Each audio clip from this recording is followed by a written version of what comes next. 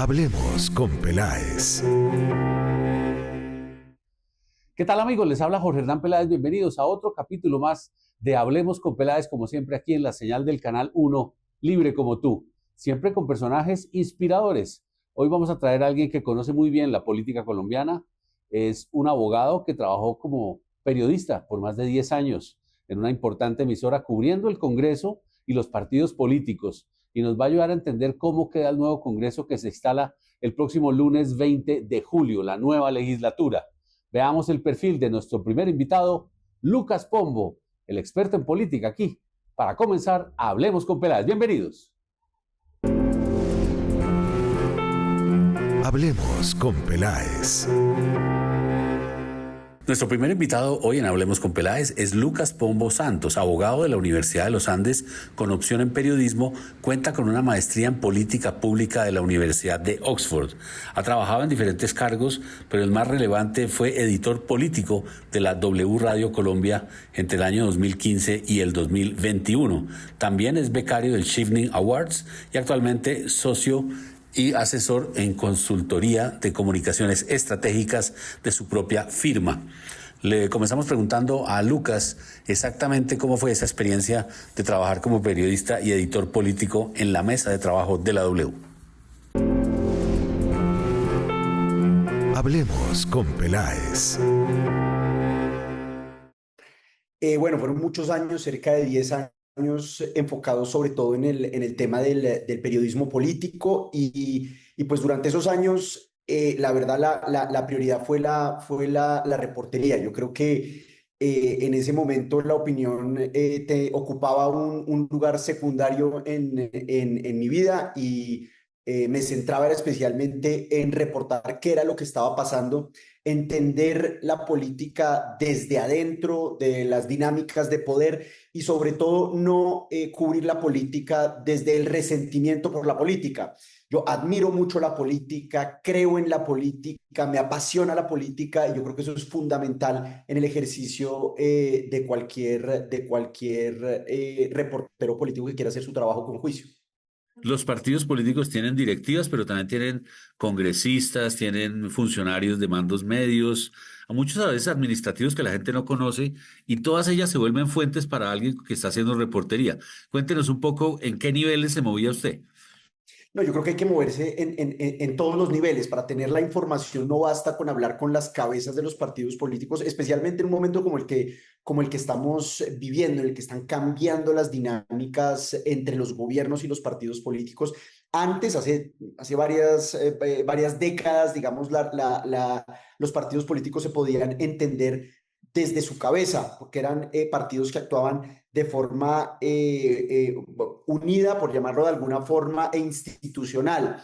El tiempo ha pasado y esa relación ha cambiado. La posición de la cabeza de los partidos puede ser una, pero la de los parlamentarios o la de los concejales o la de los ediles, etcétera, pues puede ser distinta y por eso es importante no quedarse en la capa superior de esa dinámica, sino ir al fondo, entender la mecánica política en los distintos niveles y eso pues es una herramienta muy útil para intentar hacer un retrato fiel de lo que está pasando en términos políticos. En términos generales, las personas que están metidas en partidos políticos son muy buenas señalando a sus opositores, los errores de los demás, pero no son tan buenos en la autocrítica.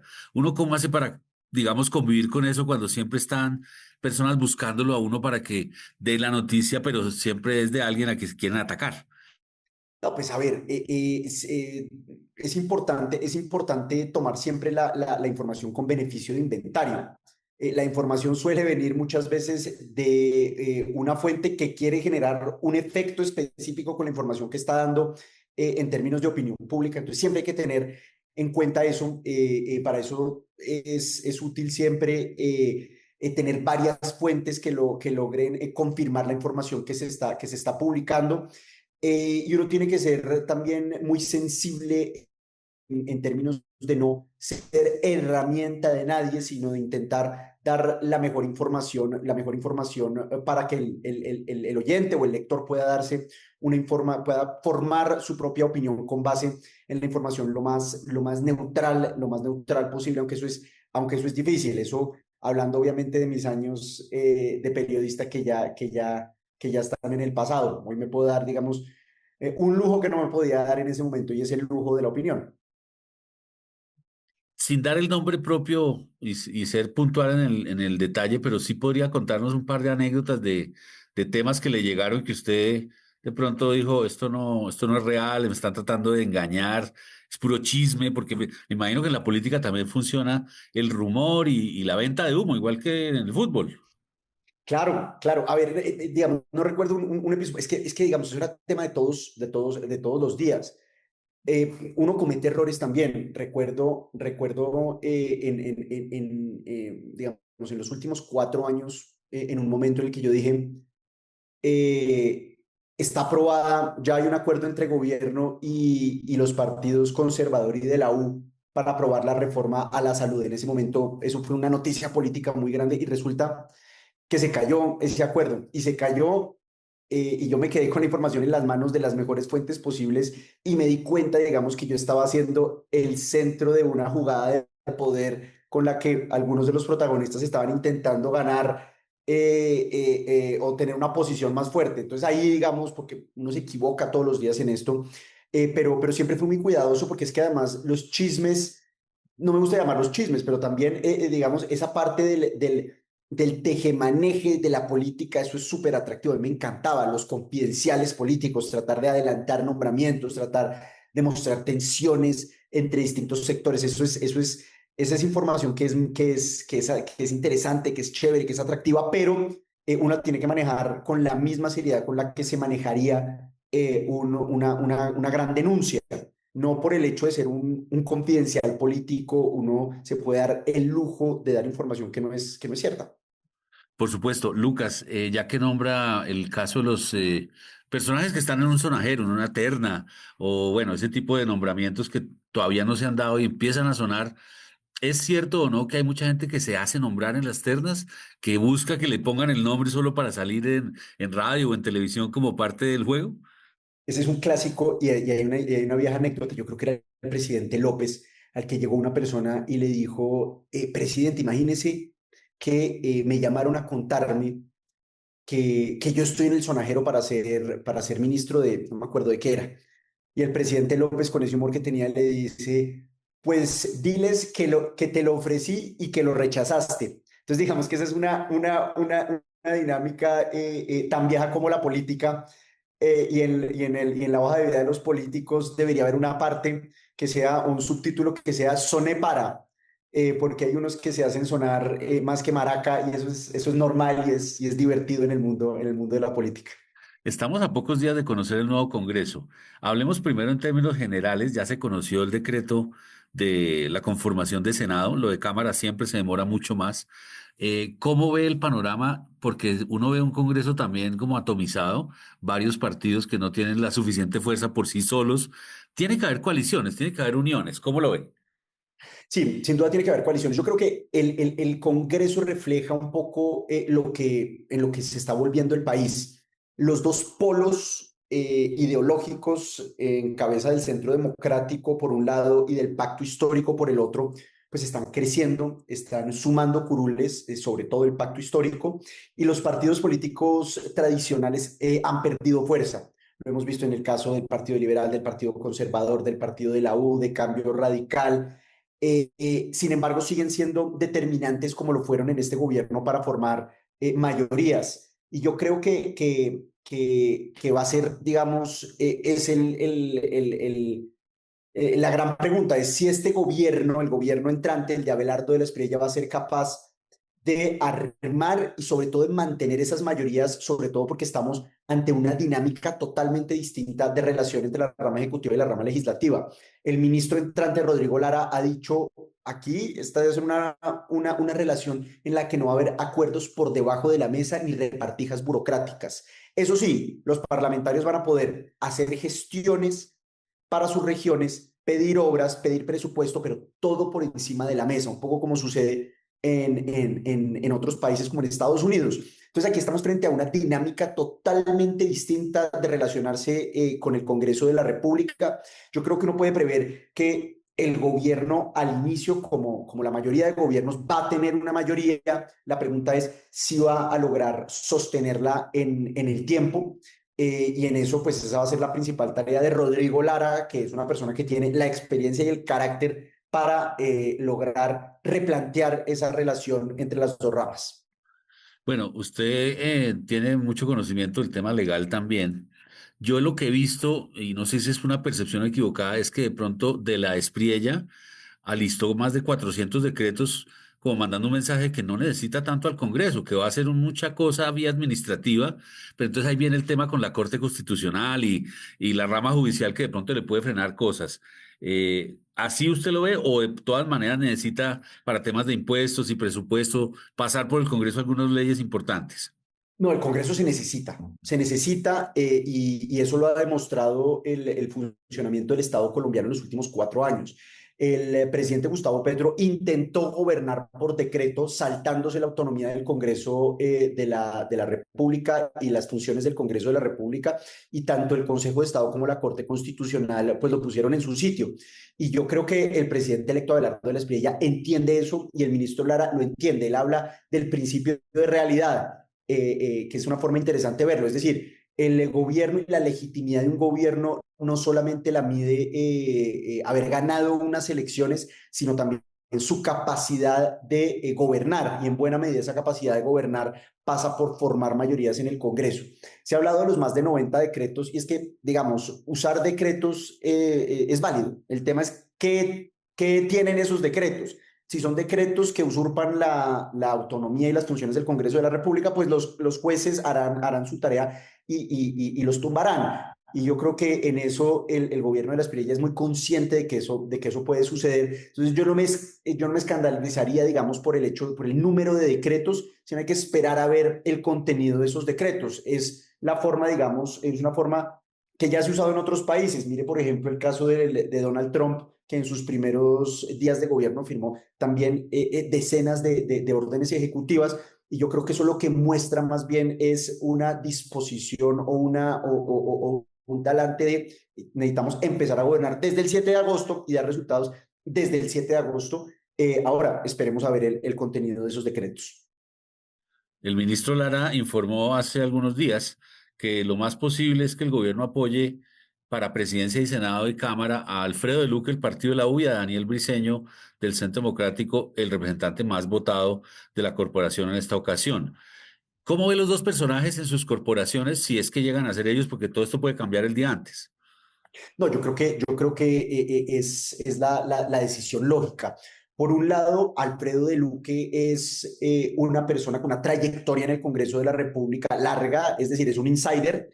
Él conoce el funcionamiento del Congreso y eso es bueno porque el primer año, que es el año en el que el gobierno tiene capital político para aprobar reformas, pues lo último que uno quiere es una cabeza de corporación que genere tensión, que no sepa manejar los tiempos del Congreso, que no sepa manejar esa relación. Y además, Alfredo de Luque, pues fue una persona cercana a la campaña de Abelardo de la Espriella, así que tiene, digamos, sentido que sea él el primer presidente del Senado de la República.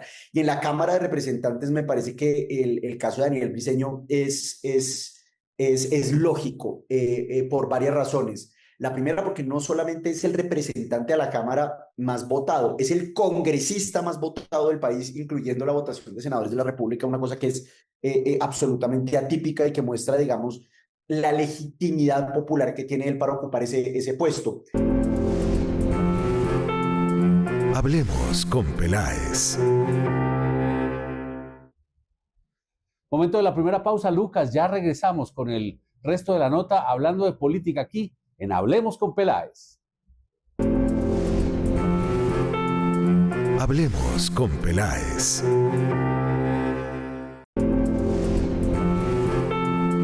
Hablemos con Peláez. Y continuamos con Lucas Pombo. Estábamos hablando del perfil de las mesas directivas, de cómo va a quedar el Congreso en Cámara y Senado. Adelante, Lucas. Hablemos con Peláez. En segundo lugar, porque es la cabeza visible del principal partido de gobierno en la Cámara de Representantes, que es el Centro Democrático. Y en tercer lugar, porque es un congresista que tiene una afinidad indudable con el gobierno de Abelardo Vélez Priella. Así que me parece que son dos decisiones lógicas, dos decisiones que seguramente no va a ser difícil tramitarlas en el Congreso de la República, y esa será la primera gran tarea del entrante ministro del Interior.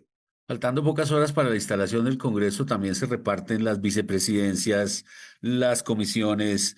Ahí también pendientes si dejan o no a los que hoy son secretarios de Cámara y Senado, que son unos puestos muy apetecidos, de pronto no tan visibles, pero usted que los conoce bien adentro, eso es una guerra codo a codo, ¿no?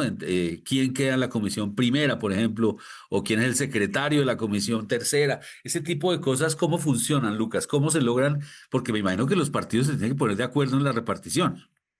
Sí, entonces ahora empieza una etapa un poco privada, secreta y de poca difusión en medios de comunicación, porque es una etapa muy propia de la carpintería y de la filigrana política, y son los acuerdos entre los distintos partidos. Cada partido nombra compromisarios que se sientan a intentar negociar en el buen sentido de la palabra, digamos, esas dignidades, es decir, cuántos asientos tiene derecho cada partido político en cada una de las comisiones y cómo se reparten otras dignidades. Como usted lo dice, las secretarías son muy apetecidas por el poder que tienen Secretaría de Cámara, Secretaría de Senado. También muy importante la participación en algunas comisiones, como la Comisión de Acusación de la Cámara de Representantes, que es la que tiene la labor de juzgar a los aforados. Y obviamente, digamos, ahí empieza ese pulso en el que obviamente tiene mucho más poder de negociación la bancada de gobierno, por un lado, y por obvias razones, y segundo, los partidos que más representación tienen en las dos cámaras.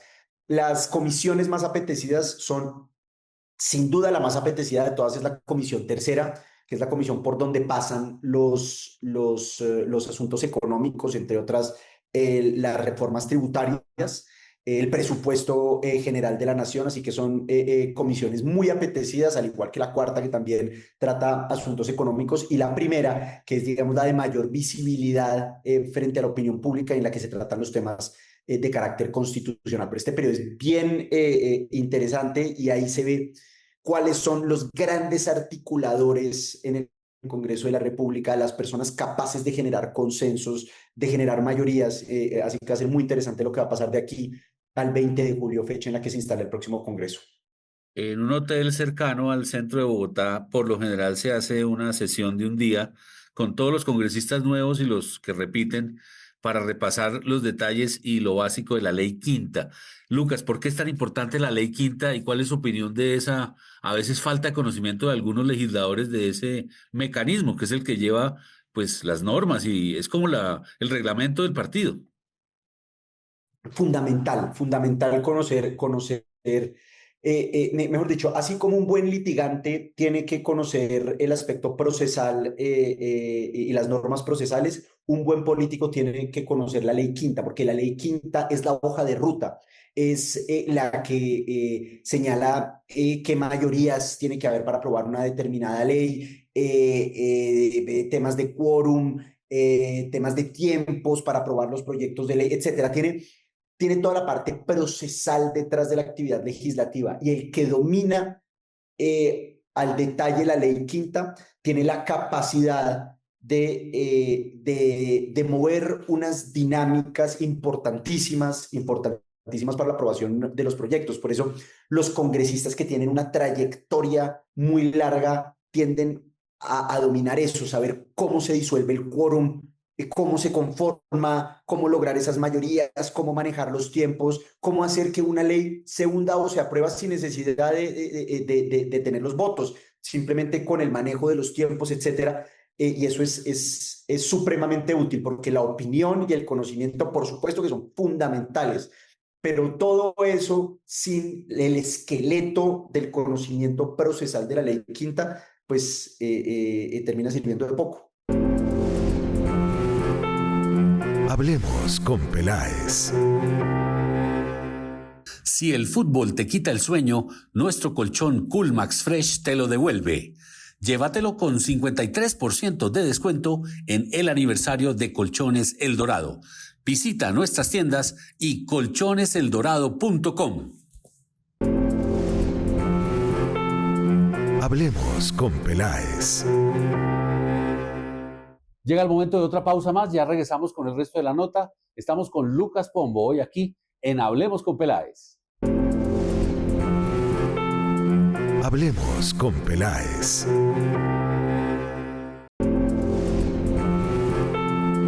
Hablemos con Peláez. Bueno, Lucas, le voy a hablar del movimiento que apoyó al presidente Abelardo de la Espriella. Se trata de Salvación Nacional, que logró 4 curules en el Senado y una representación pequeña en la Cámara de Representantes. No es muy grande, pero ¿cómo lo ve usted a futuro? ¿Cree que con la llegada de la Espriella el movimiento Salvación Nacional va a crecer, le va a quitar espacio a otros partidos?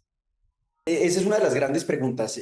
A ver, ahora el Centro Democrático en cabeza del expresidente Álvaro Uribe y de sus directivas de Gabriel Vallejo van a tener el reto de lograr mantener al Centro Democrático como la principal fuerza de la derecha y de la centroderecha. Eso va a ser un reto difícil por dos factores. El primero que usted señala, y es que hay un nuevo actor en la derecha, que es el Partido Salvación Nacional, el primer partido que digamos, se afilió a la causa de Abelardo de la Espriella. Segundo, porque por primera vez hay un nuevo líder de la derecha en Colombia, que es el propio presidente Abelardo de la Espriella. Pero no solamente hay que tener, digamos, el ojo en lo que va a pasar con Salvación Nacional, sino también en lo que va a pasar con la solicitud que se está haciendo para que se reconozca la personería jurídica del movimiento político Defensores de la Patria. Si el Consejo Electoral y posteriormente el Consejo de Estado, si llega a haber, digamos, alguna controversia ahí, le reconocen la personería a Defensores de la Patria, ahí vamos a tener, digamos, una nueva dinámica en la derecha colombiana. Pero no hay que dar por muerto al Centro Democrático por varias razones. Una, por su cabeza, que es el expresidente Álvaro Uribe, que es una persona, un general de 1000 batallas y que tiene un olfato político indudable. Dos, porque hoy es el principal partido de gobierno en el Congreso de la República. Es decir, el presidente de la Espriella necesita los votos del Centro Democrático y eso, digamos, le da un poder grande a ese partido. Y tercero, le repito, no sabemos qué es lo que va a pasar con el movimiento o qué va a pasar con, digamos, la chapa de Defensores de la Patria, que pues para nadie es un secreto que el deseo del presidente Abelardo de la Espriella y de las personas que lo acompañaron es crear ese nuevo partido político. Ahora hablemos del otro lado, el partido Alianza Verde, que fue uno de los más afectados, perdió curules, perdió senadores importantes y quedó como medio en el limbo porque tampoco se ve muy clara la alianza que van a tener posiblemente con el pacto histórico como opositores. Hay muchos de Verde que preferirían estar como independientes y no darle tanto espacio a la oposición, que ya también es grande, de Petro, de Pacto Histórico. En general, ¿cómo ve todos los escándalos y todo lo que le sucedió al Partido Verde?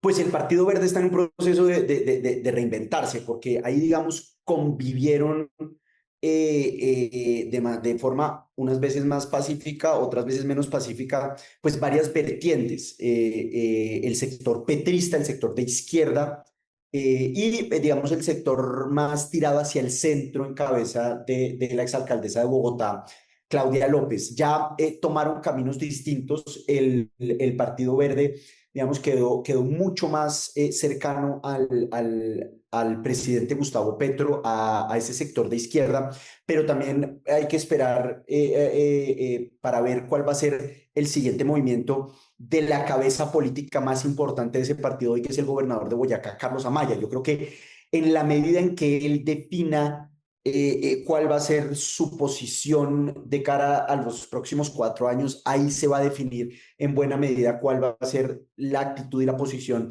del Partido Verde. Y ahora también hay que ponerle el ojo a qué va a pasar con la personería jurídica que pidió la representante de la Cámara, Catherine Jubinado, digamos que pertenece al grupo político de la alcaldesa, de la exalcaldesa Claudia López, y a ver cómo se recompone ese sector político de cara a los próximos 4 años.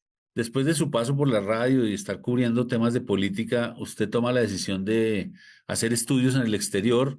Cuéntenos un poco qué fue lo que hizo allá en el Reino Unido y ahora cuál es la actividad principal de Lucas Pombo. Yo hace unos años me fui a hacer una maestría a la Universidad de Oxford, una maestría en políticas públicas, un poco para profundizar esa pasión relacionada con la política, pero ahora con el arte de la política pública, que es muy importante. Fui ahí con una beca del gobierno británico, la beca Chivning. Ahí estuve, después regresé a la mesa de trabajo de Julio Sánchez Cristo, estuve ahí un tiempo y decidí retirarme porque pensé que ya había superado, digamos, ya había pasado una etapa. Fueron 10 años ahí, y hoy estoy dedicado a mi oficina, una oficina dedicada a temas de comunicaciones, de consultoría en comunicaciones. Volví un poco a mi labor de abogado. Yo soy abogado. Así que, digamos, volví a esa actividad, temas de litigio estratégico, y poniéndome un poco la camiseta de opinador en algo que no voy a abandonar, que es la opinión política, pero sin pretender llevar la chapa de periodista en ningún momento. Yo creo que el respeto que tengo por el oficio hace que yo tenga esos dos mundos muy separados, y hoy no tengo esa chapa de periodista. La tuve durante muchos años, pero hoy no la tengo y no pretendo tenerla, así que me dedico más bien al tema de la opinión política. Entonces podríamos decir que lo que sale en las redes sociales, los videos que usted hace, es como una columna en video, como un blog, algo así, para seguir, digamos, estando vigente en temas que a usted le gustan. Sí, más que vigente opinando, es que a mí me gusta. Es que si no lo hago y no lo digo, me va a salir una hernia, ¿sí? Entonces me parece, lo disfruto mucho, lo hago a título personal, sin ninguna pretensión distinta a desahogarme en redes sociales con algunas reflexiones, críticas, opiniones que tengo sobre la actualidad nacional y sobre todo la actualidad política. Y eso me gusta y me encanta, y creo que este es un momento que amerita tomar decisiones, aunque a veces difíciles tomarlas. Por último, Lucas, muchas compañías, organizaciones, personas naturales buscan a las consultorías como las que usted tiene porque la narrativa digital cambió la comunicación para siempre. Y usted pues viene de una generación donde, como la de Briceño, que lo digital es muy importante y a veces puede ser definitivo. Me imagino que eso es parte de lo que las empresas, los clientes buscan, cómo lograr estar en esa narrativa digital y cómo hacerlo bien. Sí, yo creo que es fundamental. Ya eso no es, digamos, estar en el mundo digital y ocupar el espacio digital. Ya no es, digamos, estar en la vanguardia de la comunicación, sino es una necesidad. Es como en su momento no tener computador. Yo creo que es importante, pero creo que es importante hacerlo anclado a unos principios de comunicación serios, a una estrategia de comunicación grande, y por supuesto también saber anclar esa comunicación política, esa comunicación, perdón, digital, a mecanismos tradicionales, a la prensa tradicional, que está lejos de estar muerta, que juega todavía un papel muy importante. Y yo creo que lo fundamental es saber cómo navegar esos dos mundos, cómo tener presencia en los dos mundos, cómo equilibrar esa balanza para lograr generar el efecto comunicacional deseado. Jorge Hernández, muchas gracias por la invitación, por el espacio, y aquí siempre pendiente de lo que necesite. Hablemos con Peláez. Pues Lucas, la verdad muy interesante todas sus explicaciones. Gracias por atender el llamado del Canal 1. Así va a quedar conformado el Congreso, y muy buena la explicación. También mucha suerte con sus proyectos de comunicación estratégica. Llega el momento de otra pausa, pero recuerde, la nota completa con Lucas Pombo la pueden ver en nuestra página canal1.com.co. Ya volvemos. Hablemos con Peláez.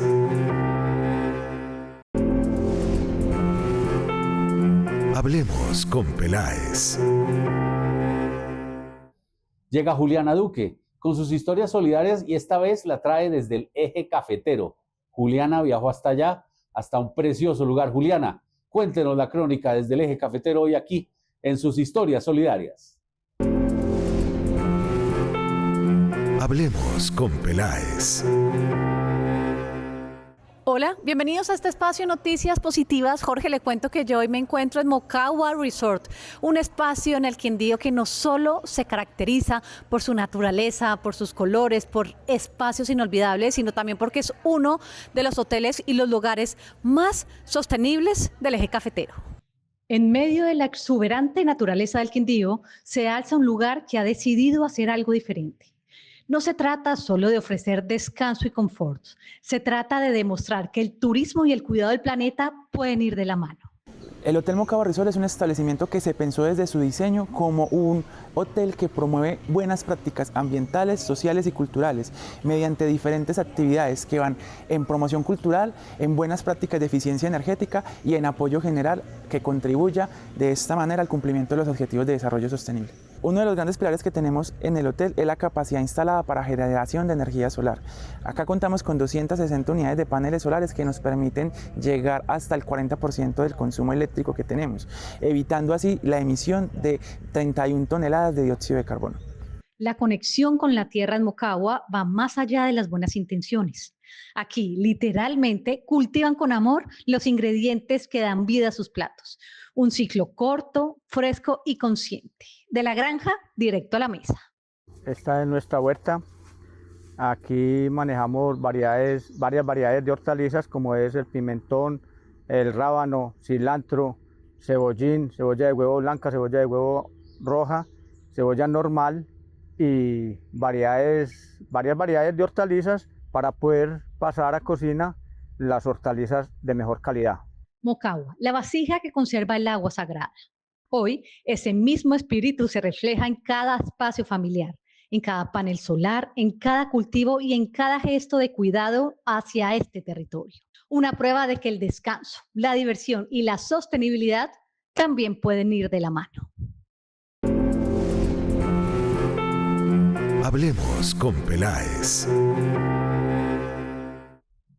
Gracias, Juliana. La próxima semana, más historias solidarias con nuestra periodista encargada del tema de responsabilidad social. Ahora nos vamos para el teatro callejero, teatro musical callejero. Vean la siguiente nota con dos grandes productores que le apuestan a este formato. Hablemos con Peláez. Hola, nosotros somos dos productores. Yo soy Carlos Mesa. Yo soy Juan Mondragón y somos fans de teatro musical y nos encanta hacerlo y producirlo. Y por eso creamos esta productora que se llama Dos Productores, que estamos queriendo traer teatro musical de la mayor calidad aquí a Colombia. Siguiendo el legado de nuestros grandes maestros, que lo que hemos hecho en la vida nacional e internacionalmente y poniéndolo a favor de la cultura para transformar vidas. Así que vengan, síganos en redes, estamos en dosproductores.com y en Instagram como @dosproductores. Síganos que vamos a estar trayendo mucho musical y mucho teatro musical aquí a Bogotá. Les queremos invitar a que vengan a ver Rent a partir del 7 de agosto. Un musical que se ganó el premio Pulitzer, 4 premios Tony, musical que por primera vez llega aquí a Bogotá con un talento absolutamente espectacular, 17 artistas en escena y 5 músicos en vivo. Estamos cumpliendo 30 años de tener este musical y los invitamos en el Gimnasio Moderno. Pueden conseguir las boletas en tuboleta.com y nos puedes buscar en @rent.col o utilizar el hashtag #rentelmusicalcol. Las boletas las puedes comprar en Tu Boleta. Estrenamos este 7 de agosto, son solo 3 fines de semana, así que no te puedes perder esta historia de amor, de diversidad, de rock, con mucho rock y una historia maravillosa que de verdad nos cuenta. Y un talento increíble, la mayoría colombianos, pero tenemos gente de otras partes del mundo. Es un elenco y un equipo increíble, no se lo pueden perder.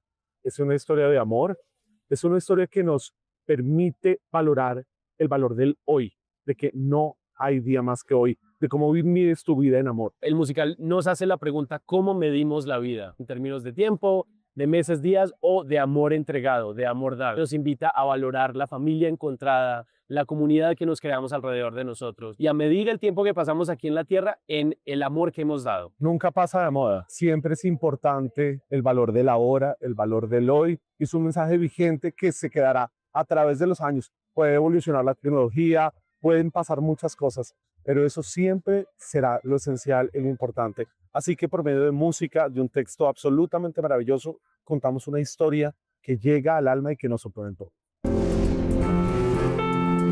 Hablemos con Peláez. Mucha suerte con el Teatro Musical Callejero. Llega el momento de otra pausa. Recuerde que todas las notas las pueden ver en nuestra página canal1.com.co. Pausa, ya venimos. Hablemos con Peláez.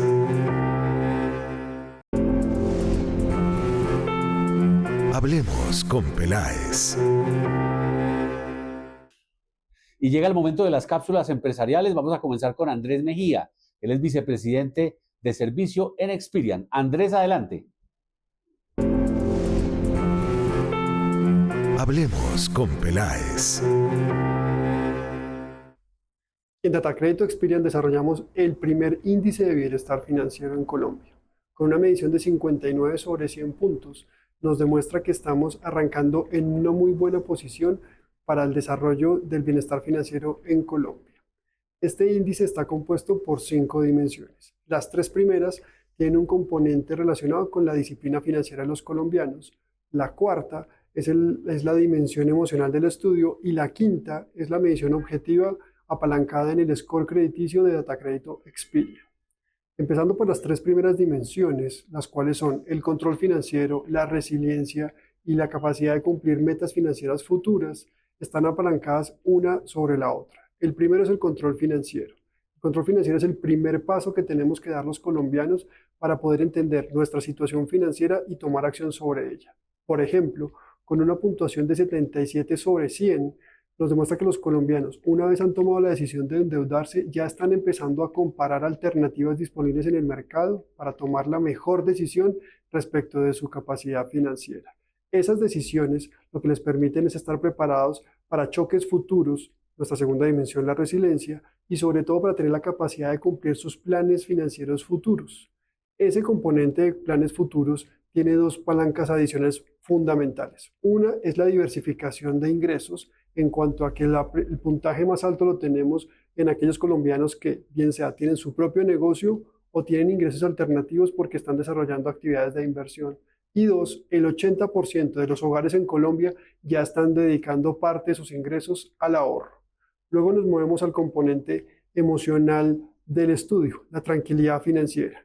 Y lo vamos a dividir en 2 momentos de la vida. Uno en el hoy, en donde todavía estamos encontrando retos importantes de la tranquilidad financiera, pero si nos vemos hacia el futuro, el componente más alto es el optimismo con 64 puntos. Si bien la tranquilidad es la dimensión con más bajo puntaje, el optimismo futuro con 64 nos demuestra que los colombianos tenemos optimismo respecto del futuro. Y por último, la quinta dimensión, el score crediticio, siendo la dimensión más alta con 64 sobre 100, nos demuestra que los colombianos tenemos capacidad de cumplir con nuestras obligaciones y de organizarnos para tener un score adecuado y mantener abiertas las posibilidades de endeudamiento.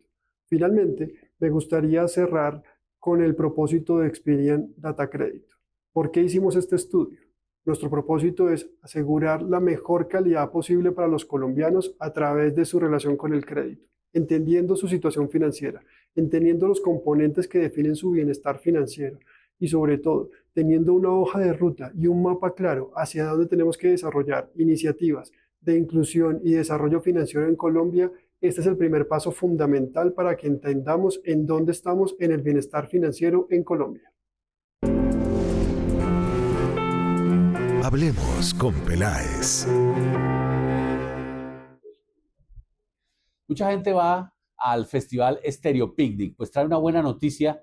Los organizadores, que se llaman Páramo, su vocera nos explica que acaban de ser reconocidos por el ICONTEC por el tema de ISO 9000. Es un sistema de calidad que se certifica en el tema de conciertos también. en esta ocasión para el Stereo Picnic del año 2025. Miren la nota con la vocera de Páramo. Hablemos con Peláez.